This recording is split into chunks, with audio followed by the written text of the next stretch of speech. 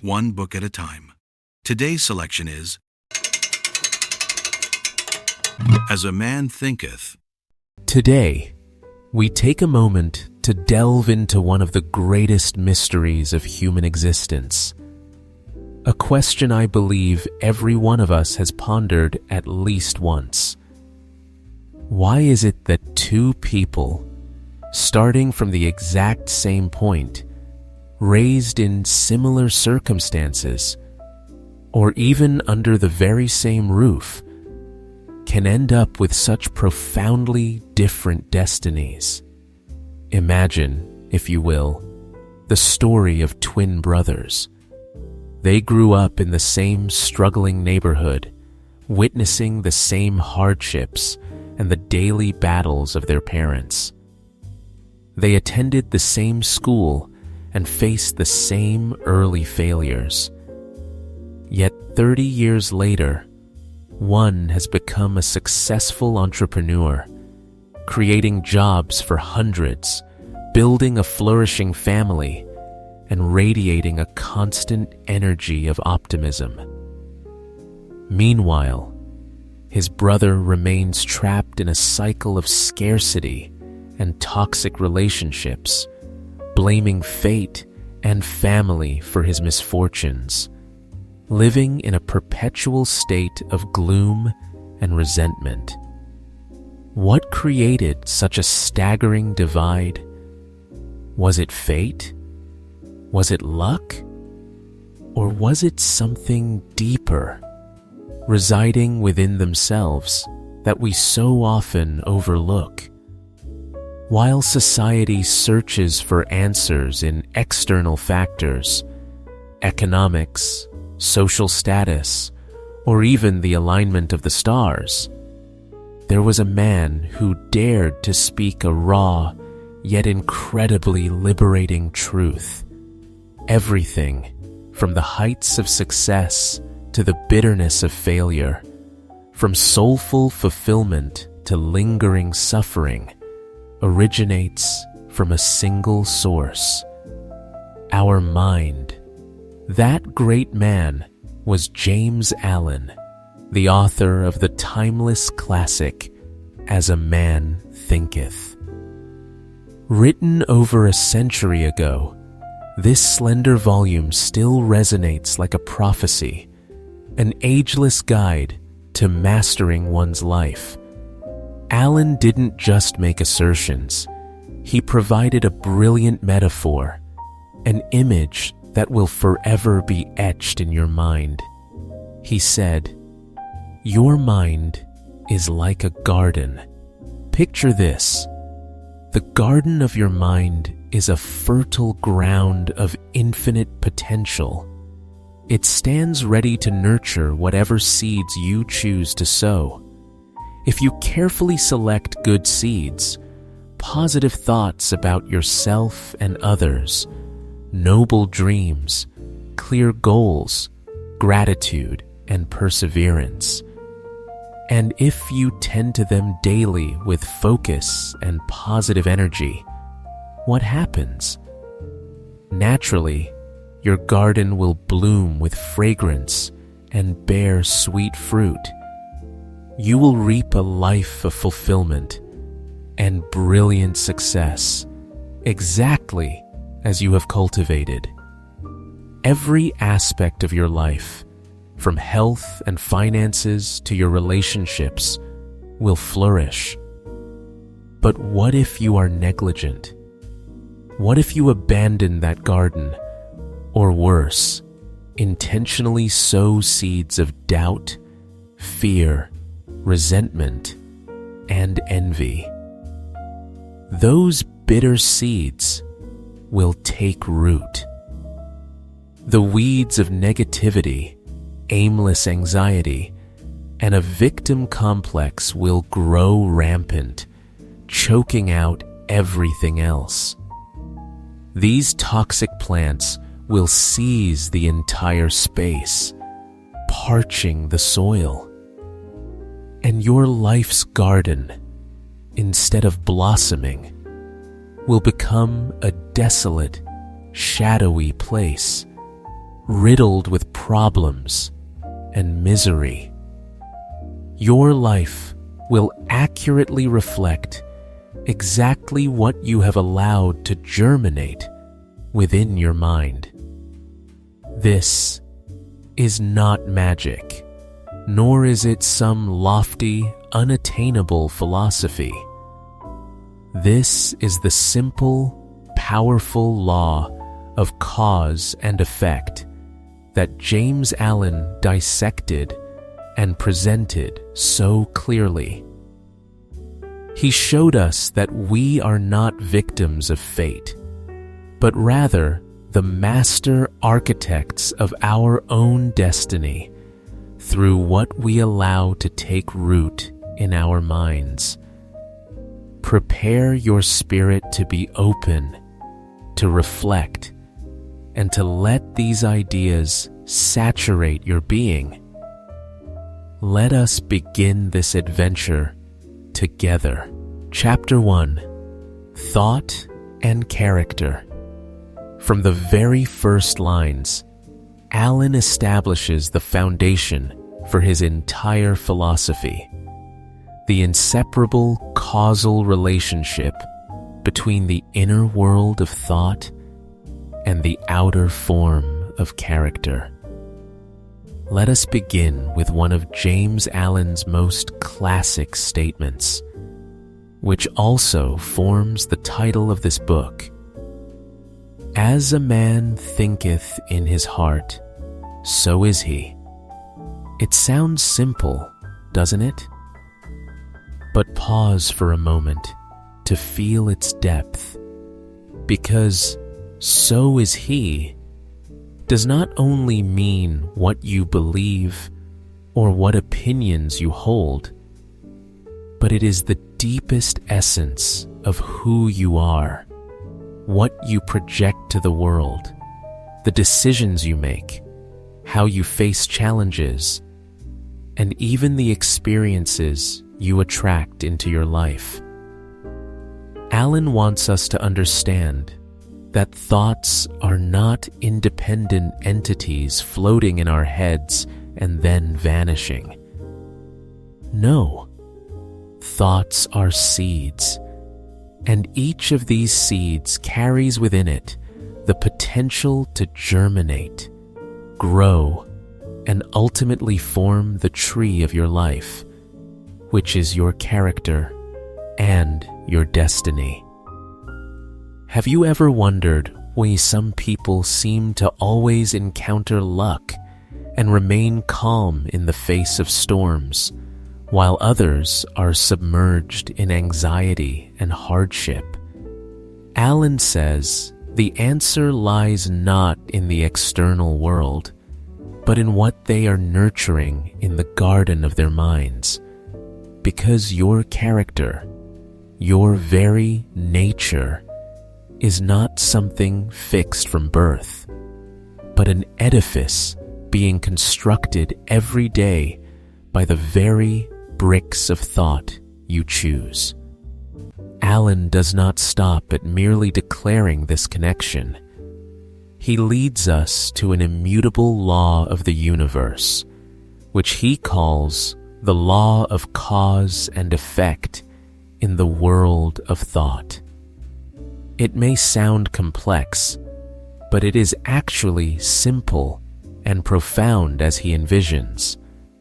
Act is the blossom of thought, and joy and suffering are its fruits. Think of a garden. If you plant an apple seed, you will harvest apples. If you plant a chili seed, you will have chilies. You cannot sow an apple seed and expect to pick a chili, can you? This law also applies to our inner world, where thoughts are invisible seeds. If you sow seeds of envy, anger, judgment, or other negative thoughts, they will germinate into corresponding blossoms of action. Perhaps bitter words, disrespectful behaviors, or choices that lead to conflict. And then you will harvest the fruit of suffering, loneliness, insecurity, and a life full of trouble. Conversely, when you sow seeds of compassion, gratitude, positive thinking, patience, and altruism, you will see the blossoms of good and kind actions flourish. You will treat others with love, work with enthusiasm and dedication, and finally, you will reap the sweet fruits of peace, happiness, lasting relationships, and genuine success.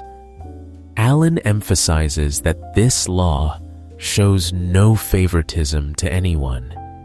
It operates perfectly and fairly, to the point that we cannot escape the consequences of our thoughts, just as a farmer cannot avoid reaping what he has sown.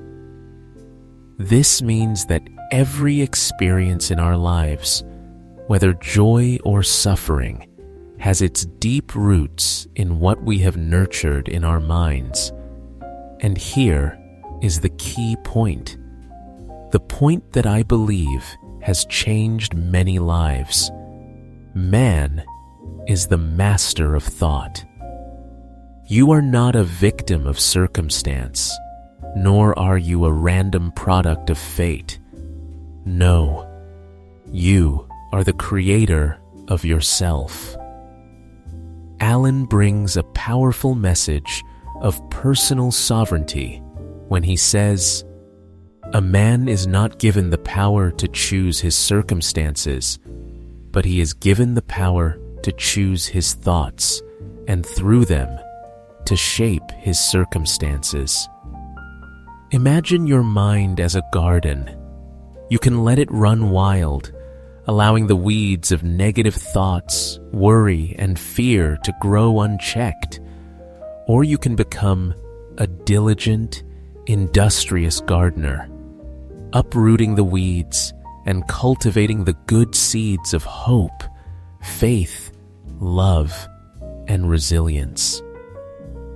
Every thought you allow to exist in your mind, every idea you nourish, is an act of gardening. If you look closely, successful and happy people are often those who are very conscious of what they think. They do not let their minds be swept away by endless currents of negative thoughts. Instead, they actively direct their minds toward things that are positive, meaningful, and aligned with their goals.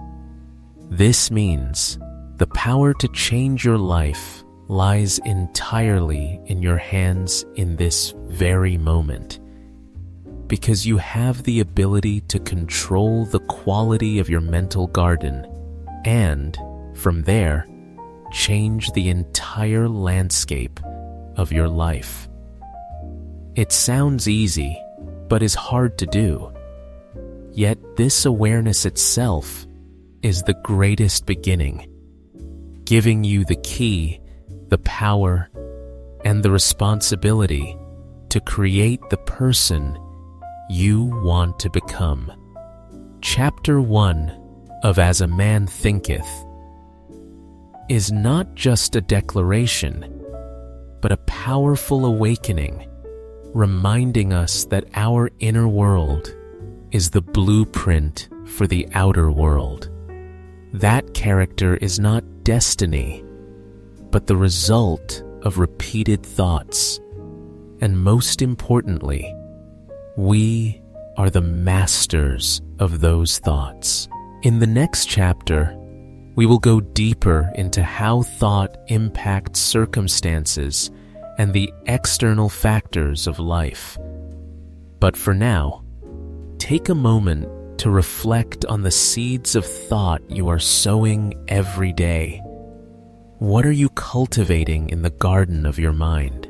Chapter 2: The Effect of Thought on Circumstances. Moving into the second chapter, we explore an aspect of great power yet significant challenge: the effect of thought on our life circumstances. The goal here is not to suggest that circumstances do not exist, nor to deny objective hardships, but rather approve a profound truth: that external circumstances do not make the man. They reveal him. This may sound a bit complex at first, so let us clarify it together, as most of us grow up believing that life is a series of events that simply happen to us.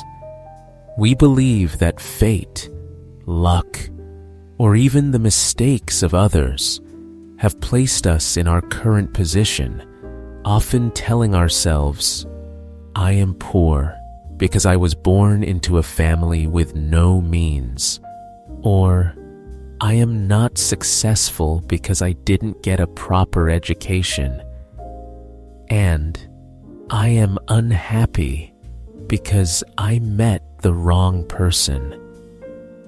To be honest, who hasn't felt this way? The feeling of being a victim of circumstance is one of the most common human experiences, offering temporary comfort because it relieves us of responsibility. However, James Allen completely flips this perspective, asserting something that might shock many or even be hard to accept. We are the architects of our own circumstances. He explains that circumstances are not random external forces imposed upon you. Instead, they are a mirror, a precise reflection of your inner state and the seeds of thought you have planted and nurtured. Imagine life as a boat and circumstances as the ocean. We often think of ourselves as victims of the storm, but Allen says no, you are the one at the helm. Whether you are conscious of it or not, your deepest thoughts, emotions, and beliefs are steering the rudder, taking the boat of your life exactly where it is now. The storms may be real, but how you respond and how you adjust your course all originate from within. So, how exactly do our thoughts create our circumstances? James Allen explains that the mind, in a literal sense, is a giant magnet. It constantly attracts what it secretly harbors, a crucial phrase in this book. Secretly harboring refers not just to fleeting surface thoughts, but to the seeds sown deep within our subconscious, the core beliefs we may not even realize we hold. If you constantly cherish thoughts of wealth, success, gratitude, kindness, and service, you will attract the people, opportunities, and circumstances corresponding to those thoughts, so they may manifest in your life. It is no coincidence that goal-oriented positive thinkers often meet mentors, find promotion opportunities, or discover solutions to their problems. It is because their minds are focused on creating those results, and the universe, or life itself, simply responds.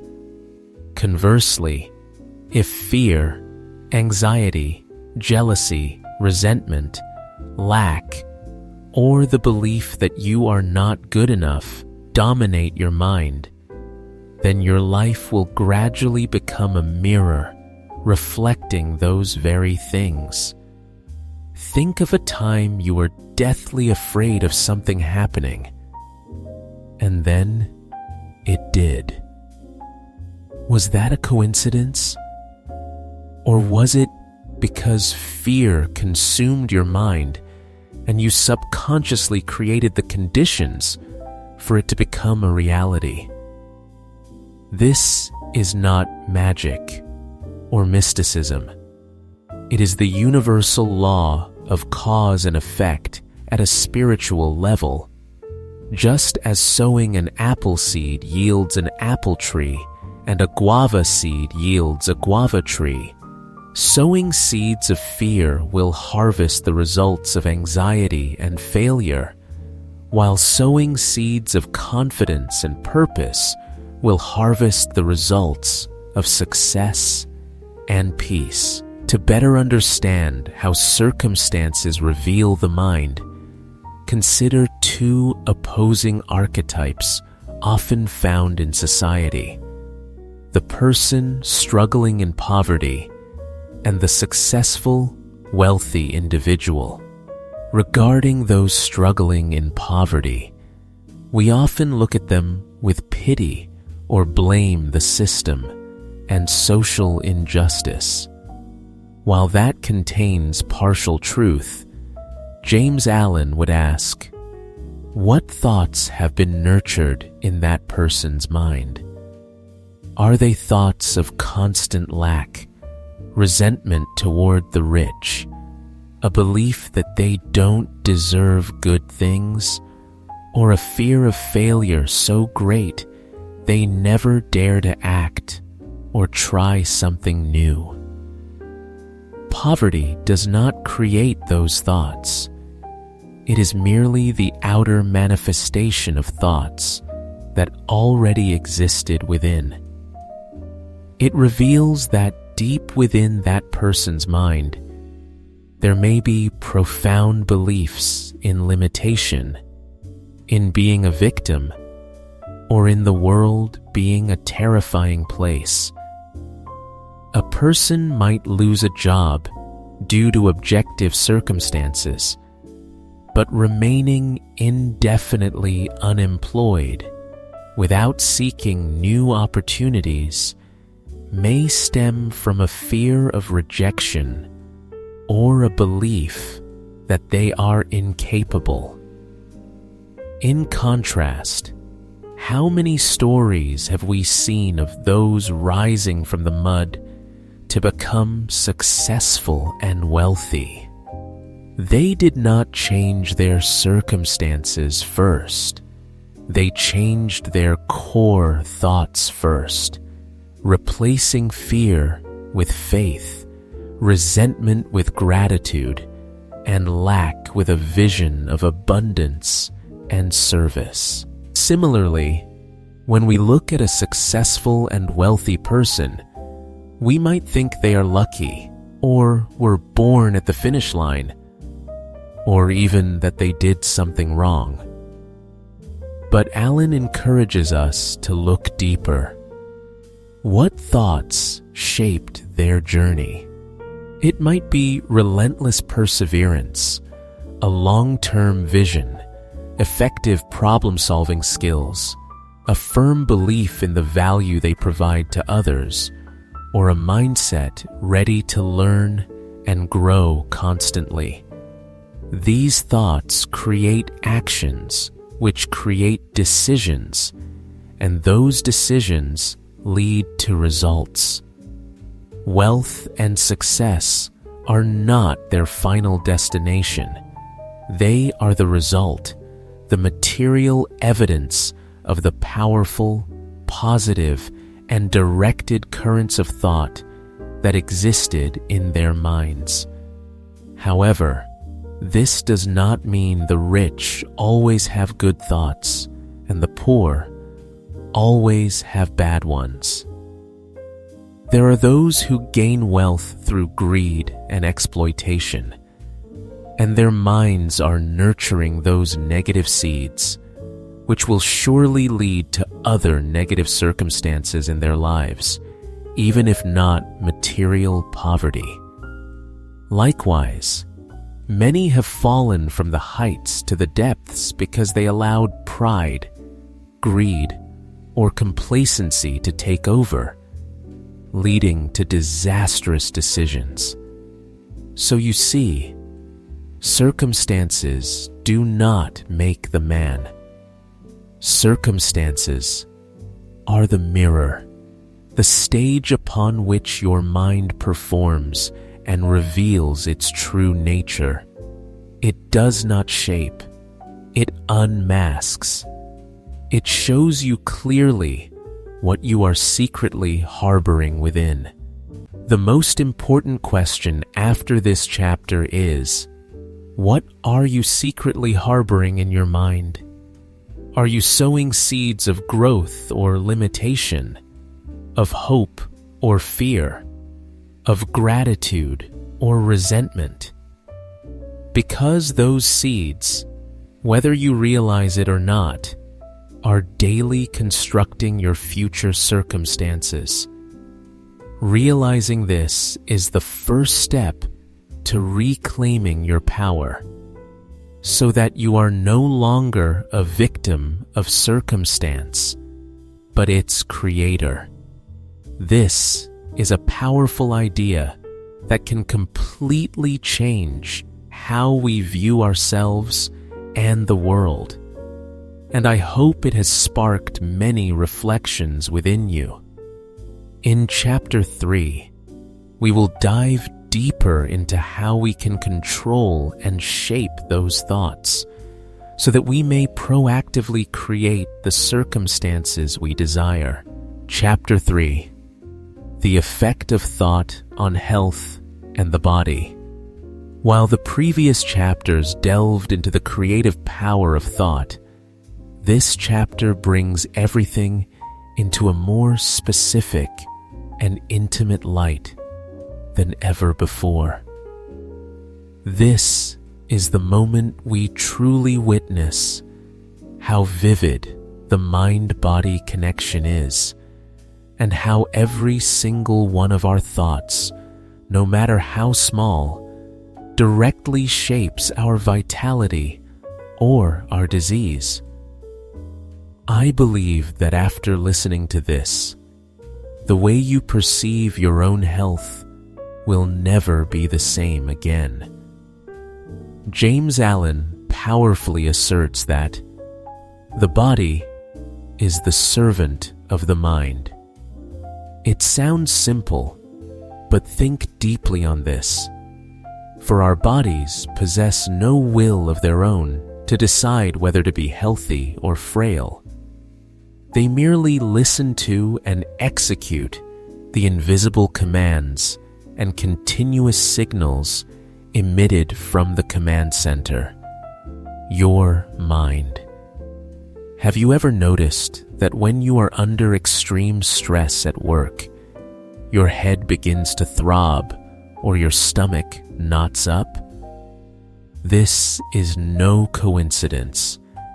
It is your body obeying the thoughts of anxiety and pressure your mind is generating, reacting to an emergency summons from its master. Allen says that a weak, sickly body is not entirely determined by fate or genetics, but is often the result of a mind that has harbored negative thoughts, fear, and worry for a long period. Conversely, a resilient, energetic body is the outward manifestation of a pure, peaceful, and strong mind. Imagine your mind as the captain and your body as the ship. Which direction the ship sails, whether it battles the storm or glides over calm seas, depends entirely on the captain's decisions. And in this case, you are that captain. This is a point James Allen describes with profound visual clarity, stating that negative thoughts such as anxiety, fear, malice, and hatred are like silent enemies that corrode our strength and youthfulness. Imagine negative thoughts as an invisible acid where ideas of worry, envy, or anger do not just weigh down your soul, but silently eat away at every cell and organ in your body. They weaken the immune system, accelerate the aging process, and create a fertile environment for disease to thrive, leaving you feeling more exhausted, with a dull complexion, and perhaps even suffering from chronic ailments that modern medicine sometimes struggles to find a root cause for. I have witnessed many people who may look strong on the outside, yet are riddled with illness simply because they cling to long-standing resentments and fears, their faces etched with fatigue and their eyes lacking radiance, clear signs of a body struggling to withstand the storm within the mind. In contrast, imagine positive thoughts as refreshing streams or warm rays of sunlight. For thoughts of joy, love, gratitude, peace, and resilience do not just soothe the soul, but possess the power to rejuvenate every cell and energize every bodily function. They fortify the immune system and stimulate regeneration, giving you radiant skin, bright eyes, and a spirit full of life.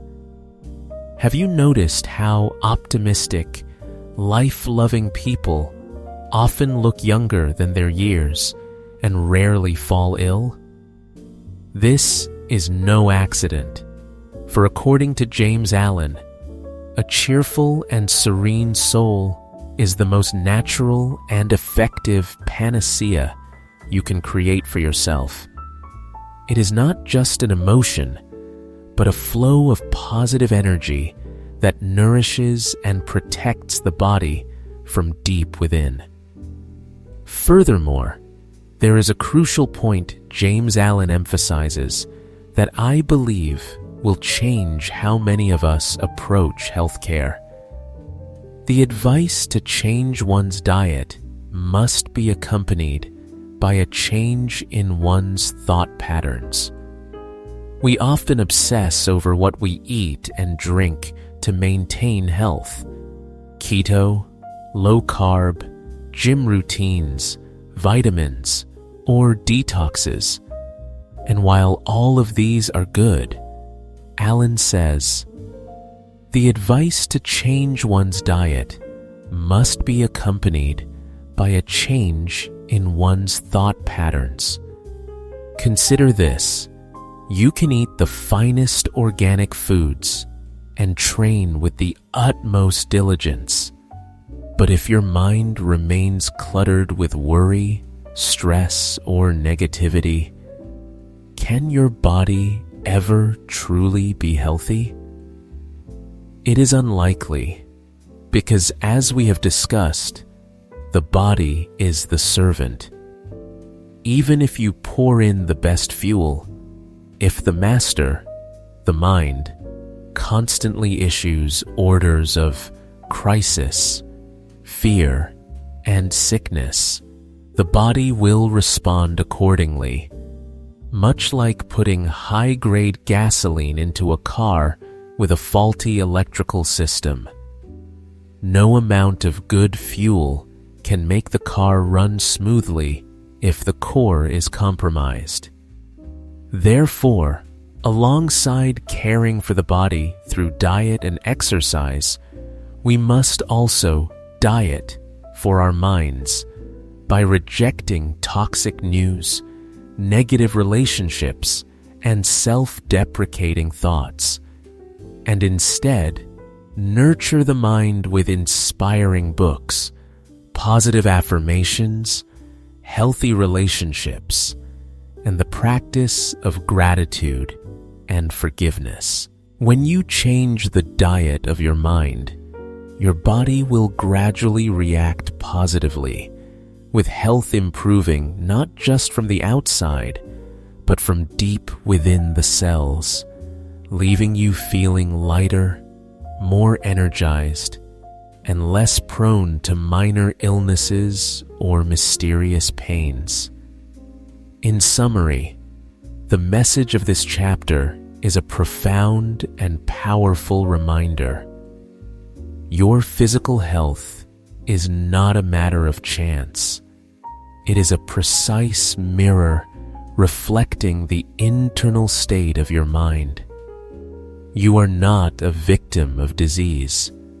You are the architect of your health, and by mastering your thoughts, you can master your body, overcome illness, and create a life of energy and vitality. Take a moment to reflect on what you are nurturing in your mind every day. Is it building up or tearing down your body? In the next chapter, we will go deeper into how to apply right thinking to practical life, a section that will help you turn this knowledge into concrete action. Chapter 4: Thought and Purpose. Do you ever wake up in the morning with a sense of vagueness, not knowing what you will do, where you are headed today, or even where you are going in your life? That feeling of aimless drifting is precisely what James Allen wants us to confront in this chapter, as he makes a powerful declaration. Aimlessness is a vice, and such drifting must not continue for him who would steer clear of catastrophe and destruction. To better understand this, imagine your mind as a ship. If it lacks a rudder, a compass, and a mental harbor, it can only drift aimlessly across the vast ocean of life. In such a state, every wave and every gust of wind, representing every external event or opinion, can easily toss it in any direction, inevitably resulting in anxiety, fear, and a sense of helplessness, because you have no control over your journey. We easily observe that people who live in a constant state of worry and restlessness are often those without a clear goal to direct their energy, causing their mental power to scatter in 1,000 directions until they are eventually exhausted and rendered weak. Allen stated that he who has no central purpose in his life falls an easy prey to petty worries, fears, troubles, and self-pityings. This may sound harsh, but it is a self-evident truth, because when you do not know what you want, you fear everything. Fear of failure, fear of missing out, or fear of not being good enough, simply because you have no anchor to hold on to. Like a dry leaf before the wind, you are merely swept away without any control. Yet Allen does not stop at pointing out the problem. He offers a powerful solution. Connect your thoughts to a legitimate purpose, or at least to a specific task. So, how do we transform our thoughts into a powerful and purposeful tool? The first step is to clearly define your goal, which does not need to be something grand or world-changing immediately. it could simply be completing this project well, learning a new skill in the next 3 months, or improving a relationship. What matters is that it must be clear, specific, and you must focus your entire mental energy upon it.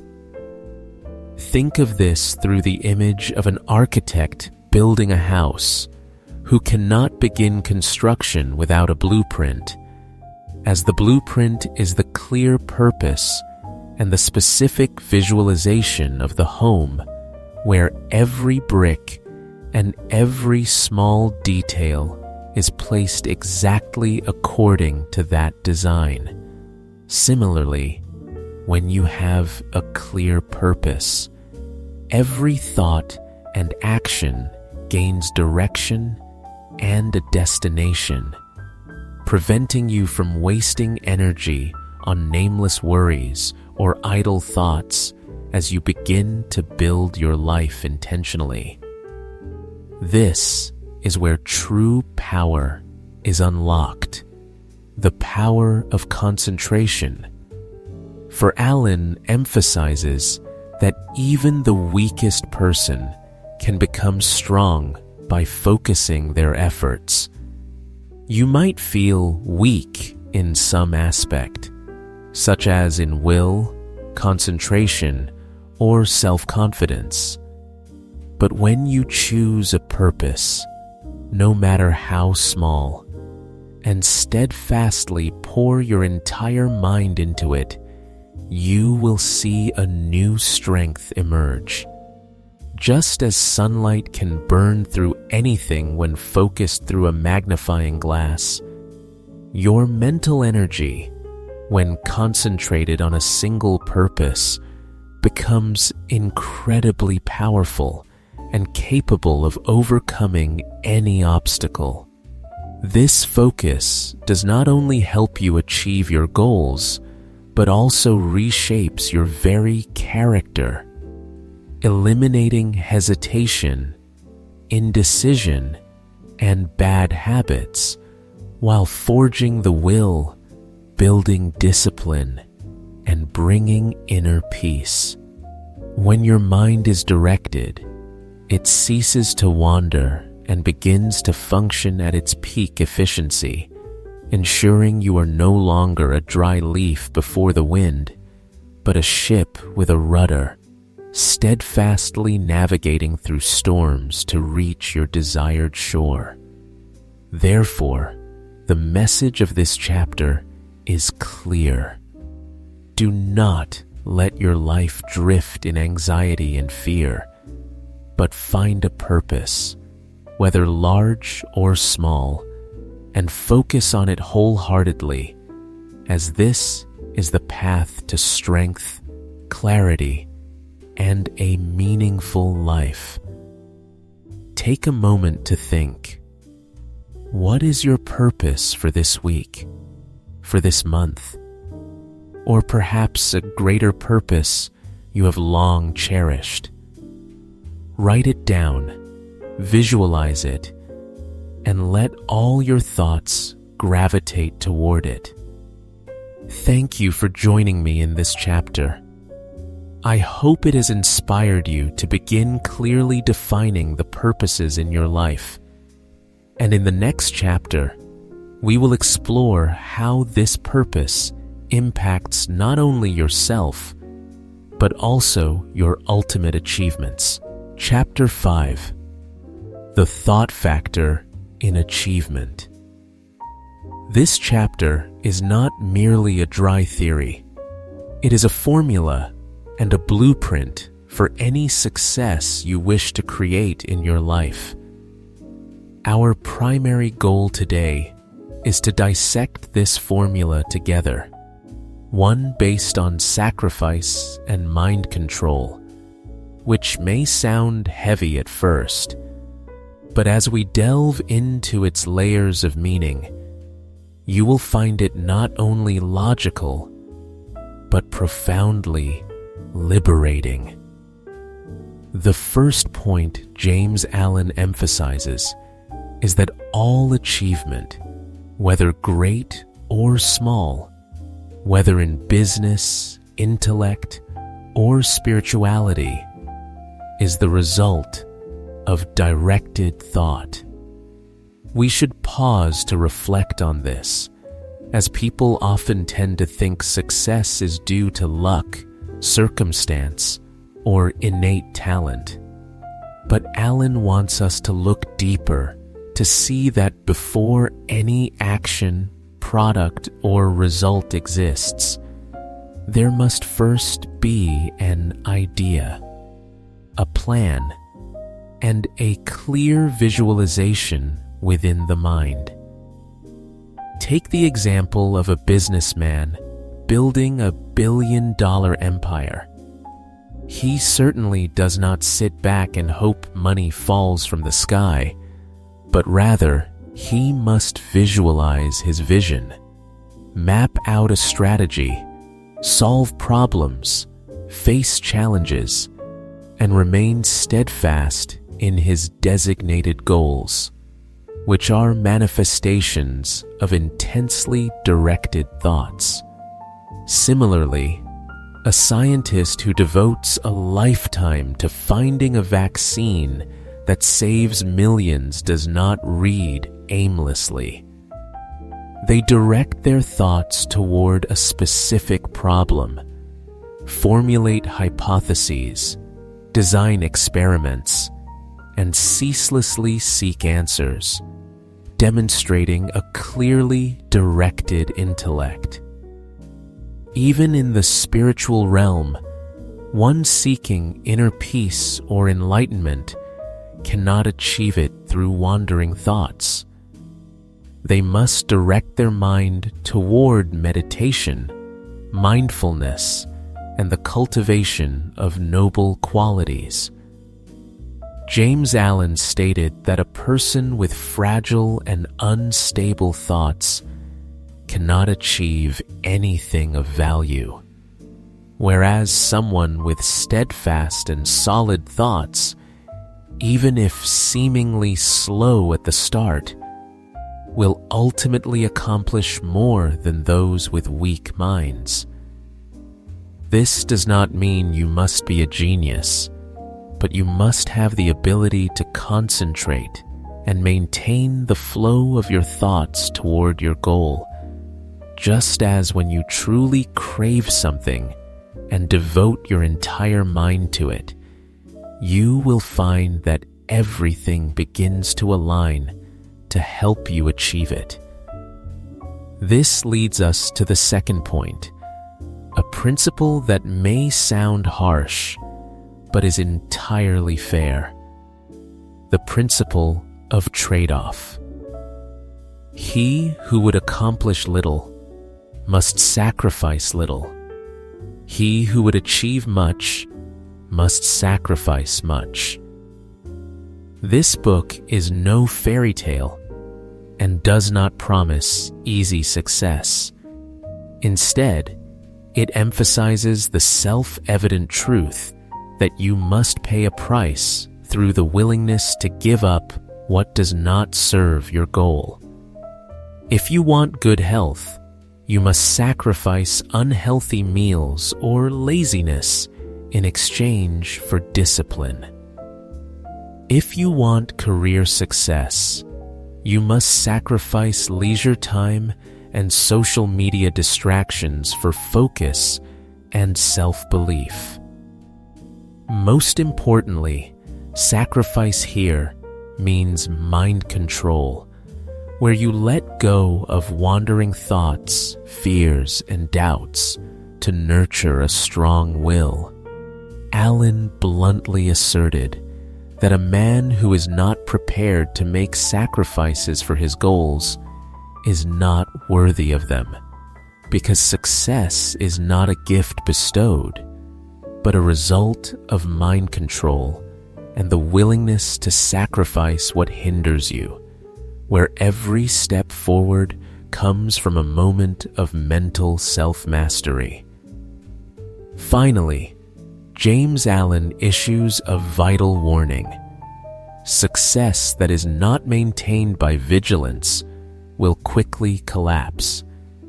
This is a trap many fall into when they strive hard to reach a goal and then tend to relax, thinking they have arrived or are good enough. And it is at this very moment that pride and complacency begin to creep in. When pride appears, the mind loses its vigilance. We stop learning, and old negative habits can return. Much like an athlete or a business that stops innovating will quickly be overtaken or phased out. Pride is a form of lost mind control that blurs our vision. And while Allen does not say you should not celebrate, he warns that success is a continuous journey of growth. To maintain it, you must be constantly vigilant of your own mind, remaining humble and maintaining a spirit of continuous learning. For sustainable success is always built on the foundation of unceasing discipline in both action and thought. In summary, this chapter points to 3 solid pillars. All achievement stems from directed thought. Success always requires sacrifice under the principle of little sacrifice, little gain. Much sacrifice, much gain. And never forget vigilance to protect what you have built. This is a clear path requiring effort and will. So take time to reflect on where you are directing your thoughts and what you are willing to sacrifice to create your own reality. Chapter 6: Vision, Ideals, and Serenity. Throughout the previous chapters, we have come to understand the fundamental truth that all great achievements and all positive changes originate from a single place: the mind. In this final chapter, James Allen encourages us not only to stop at controlling negative thoughts, but to actively plant and nurture the finest seeds, our dreams and noble ideals. Consider for a moment that an architect could not build a skyscraper without a clear blueprint and a vision of the structure.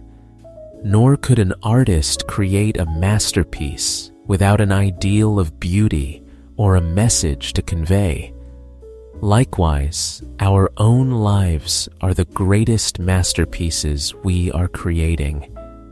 Beautiful dreams are not frivolous or distant fantasies. They are the blueprints for the life you wish to lead, where high ideals such as altruism, integrity, and courage serve as the values that provide beauty and stability to the edifice of your existence. James Allen emphasizes that the more one nurtures beautiful dreams, the more achievements one can attain. Yet this does not mean merely sitting idle in daydreams, but rather visualizing clearly and feeling deeply what you wish to become, what you wish to achieve, and the values you wish to embody. Turn those dreams into a fire in your heart and a compass for every action, much like a diligent gardener tending to precious seeds. For we must care for our dreams with focus, faith, and unceasing action. Do not let them be buried by fears, prejudices, or the doubts of yourself or others, but give them air to breathe and light to grow. Because when you cherish a noble ideal in your heart, you will gradually transform it into reality in your life. As we learn to direct our thoughts and nurture our dreams and ideals, the ultimate reward and the most precious jewel that the mind can attain is serenity. Serenity is not apathy or the avoidance of problems. It is an internal state where you face the challenges and hardships of life while maintaining a mind as still and peaceful as an unruffled lake. Imagine an experienced captain in the midst of a storm. The ship may rock, yet he remains calm and clear-headed to make vital decisions, which is the very essence of serenity.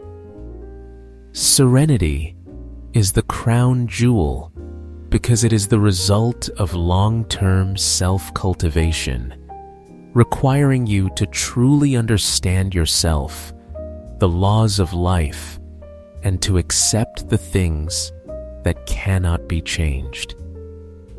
Once you attain serenity, anxieties, fears, and anger lose their power over you. You are no longer swept away by the whirlpool of negative emotions, but instead become the true master of yourself.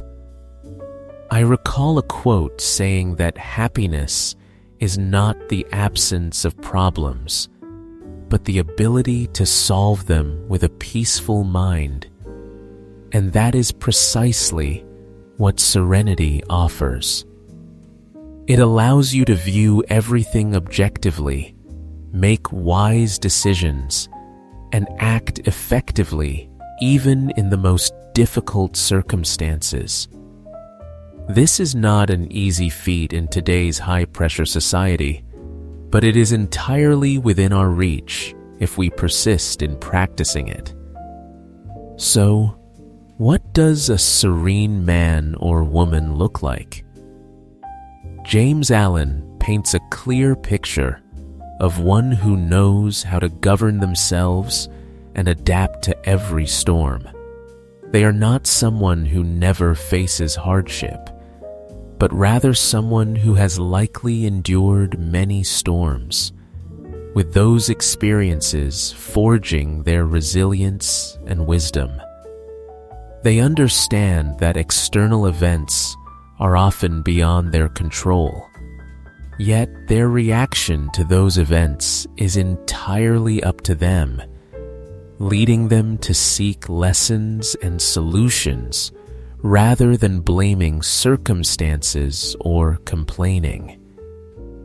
They are like an ancient tree with roots anchored deep within the earth. No matter how fiercely the storm blows, the tree stands firm and even grows stronger after each gale. The peace radiating from them brings tranquility not only to themselves, but also spreads to those around them, making others feel reassured and inspired in their presence. They serve as steadfast pillars for those around them and as a source of positive energy in every situation, because they live with purpose and ideals, possessing an unshakable inner foundation. This is true power and the beauty of a soul cultivated to its peak, concluding our journey into the power of thought and opening the door to a life of profound serenity and meaning.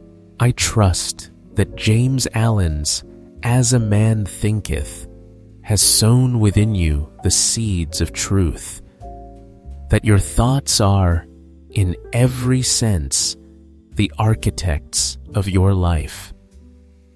we have explored the extraordinary power of the mind and how invisible currents of thought shape the tangible world around us. But I know that after hearing such profound theories, the most pressing question is how to actually apply them to daily life, how to move from being a passive drifter to a conscious master and creator. That is why I have developed this 7-day action plan to master the garden of your mind, a practical journey designed to turn theory into specific exercises so you can begin tending your mental landscape immediately. Imagine your mind as a fertile garden full of potential. Over the next 7 days, we will clear, plant, and cultivate it so that it may not only grow beautiful, but also yield the sweet fruit of the life you have always desired. So, take up a notebook and a pen, and let us begin this journey together. The first 2 days are dedicated to observation and identification, mapping your garden. Because just as a wise gardener does not rush to uproot everything, but takes time to understand the soil, you must know what is growing and where the weeds have taken root. Your tool during this phase is simple. Record every negative, anxious, or self-deprecating thought that arises without analysis or judgment, merely acknowledging its presence. Be as detailed as possible, noting the content of the thought, such as, "I am useless," or "people will laugh at me," the timing of its arrival, like before a meeting or while browsing social media, and the accompanying emotions like anxiety or sadness. Doing this consistently for 2 days and aiming for at least 5 to 10 entries daily will create a healthy distance between you and your thinking, helping you realize that a thought is merely something you have, not something you are, which forms the solid foundation for all future change. On days 3, 4, and 5, we move from awareness to creation by weeding and sowing to shape your garden. Review your list of negative thoughts and perform 2 essential steps. First, weed out the negatives by questioning them, asking if they are truly factual or merely old stories your mind tells itself, and whether they serve your ultimate goals. Usually, when we challenge fearful thoughts with evidence, they lose their power. Second, sow positive seeds by replacing each fear-based thought with an opposite constructive affirmation. For instance, replace "I am not good enough" with "I am learning and growing every day," or "People won't like me" with "I am unique and valuable." Write these affirmations down, speak them aloud before a mirror, and visualize yourself living in that reality, repeating them throughout the day to reprogram your mind and build stronger neural pathways. The final 2 days are about elevating your garden to a level of endurance through meditating on purpose and practicing serenity under pressure. Spend 15 to 30 minutes each morning in quiet reflection, focusing on your breath and asking yourself profound questions about your highest purpose, the person you wish to become, and the core values that define your life.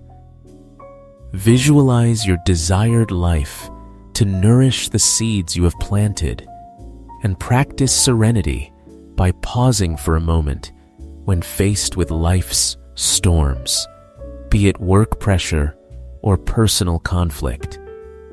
Instead of reacting with instinctive fear or anger, breathe deeply and remind yourself that you have the power to choose your response, keeping your inner garden resilient like a bamboo tree that bends with the wind but does not break.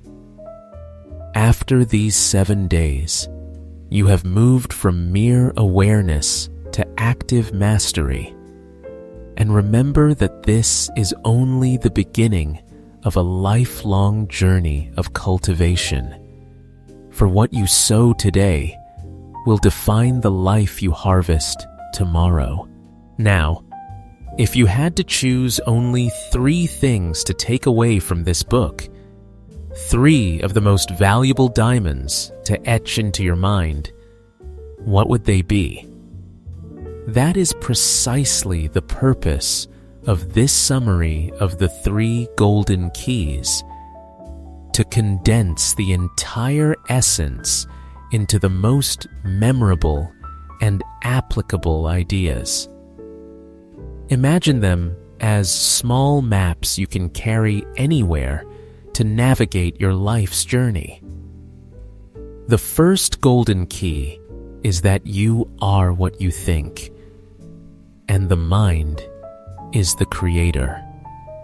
This is the foundation laid by James Allen, that you are what you think, or more powerfully, your mind is the creator of your reality. It sounds simple, yet consider it deeply. We often tend to view ourselves as victims of circumstance, believing our lives are dictated by fate, others, or timing. But James Allen completely inverts this logic, asserting that your thoughts, whether conscious or subconscious, positive or negative, strong or weak, are the seeds you plant in the garden of your mind. Imagine a garden. If you plant roses, you get roses. If you plant weeds, you get weeds. Our minds are the same. Every thought is a seed. A thought of wealth, love, success, or gratitude will bloom into similar things in your life. And conversely, thoughts of lack, fear, anger, or failure will create weeds and wastelands in the garden of your life. So, what does this mean for you? It means you are not a drifting ship, but the captain with the absolute power to choose your thoughts. Every day, every hour, even every minute, you are ordering from the universe through the vibrations of your thoughts. When I first understood this, I was startled because I used to blame fate and those who hurt me. But James Allen held a mirror to my face and said, "Look, this is what you created with your thoughts." It was frightening to realize the time wasted on negative seeds, yet liberating to know I could choose to plant anew. Remember, you are not what you want to become, but what you think you will become. Be a refined gardener, careful with every seed of thought you sow. This leads to the second golden key. Circumstance is a mirror of the soul, not an excuse for blame.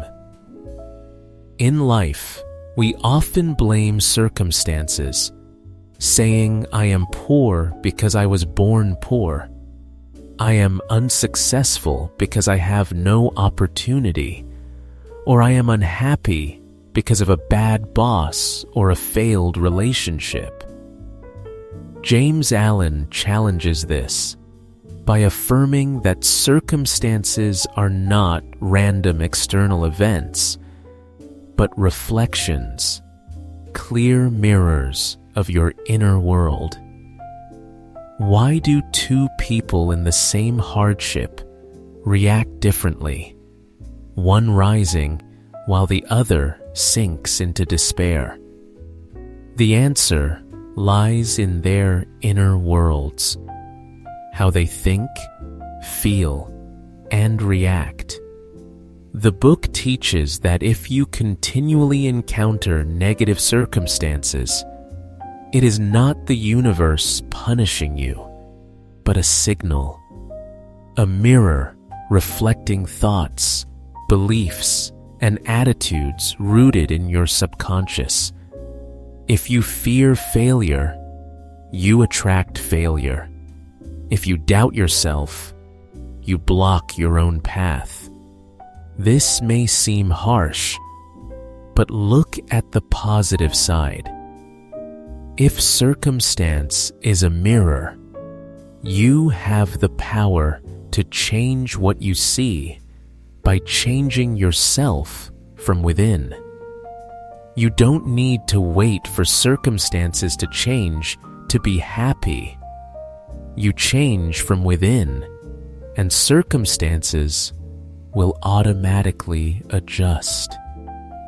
This is a massive shift in power, taking control away from fate and returning it to you so that you are no longer a victim, but a creator and a driver. Next time you face hardship, instead of blaming, ask, "What is this reflecting about my beliefs?" That is when you begin to hold your destiny. Finally, the third golden key. Inner peace is the ultimate measure of success and wisdom. In modern society, we define success by wealth, fame, power, or status, chasing material goals, believing they bring happiness. But James Allen offers a more sustainable view. He says, the true measure of a successful life or a superior mind is not a bank balance, but the degree of peace in your soul. Why? Because inner peace cannot be bought, gifted, or stolen. It is the direct result of mastering your mind, living in harmony with universal principles, and applying the first two golden keys. A person may have all the money in the world, but if their mind is filled with anxiety, fear, and anger, is that success? Conversely, one living simply but with a serene soul has achieved a success transcending material limits. Inner peace is not the absence of challenges, but the ability to remain still within while the storm rages without. They have trained their minds to accept, face, and overcome events without being swept away by emotion, which is the peak of self-mastery and evidence of an enlightened mind. When I began my journey, I thought success was about gaining much, but this book taught me the goal is becoming. becoming one who finds stability in chaos. That is an invaluable asset no one can take away. Remember, you are what you think. Circumstance reflects the inner self, and inner peace is the ultimate measure of success. Let these philosophies saturate you, reflect on them, and most importantly, apply them. For to know and not to act is the same as not knowing at all. I hope this summary helps you condense the values of this book and join me on this journey of discovering more meaningful philosophies on the channel. Thus, we have journeyed together through the profound yet intimately accessible pages of James Allen's As a Man Thinketh. It is a journey not measured by the number of words, but by the surprising depth of the reflections it offers. I believe that whether you have read it before or are approaching this book for the first time through my sharing, something within you has surely been stirred. It may be a sudden realization, a fresh perspective on life, or simply a gentle yet powerful reminder of the latent strength we have long forgotten, the power of our very own thoughts. This book is not merely a collection of dry philosophies. It is a mirror reflecting our true selves. It does not dictate what we must do, but simply points out the inseparable connection between the inner world and the outer circumstances of every individual. It whispers into our ears an obvious truth that we often easily forget. The life we are living is nothing other than a tapestry woven from the very threads of our thoughts. Every time I reread As a Man Thinketh, I find new layers of meaning, and hidden corners of my soul are unlocked. I realize that no matter how chaotic life becomes, or how full of challenges it may be, the most peaceful place, the only place we truly control and determine, is the garden of our mind. There, we hold the absolute right to choose which seeds will be planted, which plants will be nurtured, and which fruits will be harvested. And if I had to encapsulate the entire essence of As a Man Thinketh in a single sentence, a most sincere and powerful piece of advice it offers to each of us, I would choose a peaceful mind, a blooming life. Reflect on this for a moment, for a peaceful mind does not mean the absence of all thoughts or never encountering problems. It is a state where you can observe your thoughts, understand them, and not let them sweep you away in a storm of emotion. It is an inner stillness, the ability to maintain serenity no matter how much external circumstances fluctuate. And when our minds achieve that state of peace, when we know how to plant positive, loving, and constructive thoughts, then our lives, bit by bit, day by day, will naturally bloom. These are the flowers of prosperity, of happiness, of beautiful relationships, and of a deeper meaning in life. This is not a hollow promise, but a law of the universe's operation. masterfully summarized by James Allen. Now, as we have explored the power of thought together, I have a question for you. A simple question. But I believe the answer will be the starting point for a powerful change in your life. So, my friend, after all we have shared, is there a seed of thought that you feel it is time to replant or uproot today? It could be a negative thought that has haunted you for long, a limiting belief holding you back, or a positive idea you want to cultivate for self-growth. Be honest with yourself. Take a moment of silence and share it in the comments below. For writing it down is not only a way to commit to yourself, but also a wonderful source of inspiration for others on the same journey of change and development.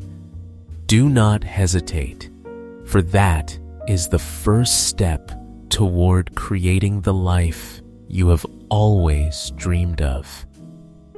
And if you find these shares helpful, if you feel a connection with how I tell stories and analyze classic books, and you wish to continue the journey of exploring knowledge with me through other masterpieces, precious gems that have changed the lives of so many, books that will help you understand yourself and the world around you more deeply, then do not forget to hit the subscribe button and the notification bell icon. In that way, you will not miss any video in our Knowledge Library series, and we will have more opportunities to learn and grow together. Remember, you are the architect of your soul, and thereby the architect of your fate. Every thought today is painting the picture of your life tomorrow, so let us paint a masterpiece. Thank you for listening. I look forward to seeing you in the next videos, where we will open a new door of knowledge together. Goodbye.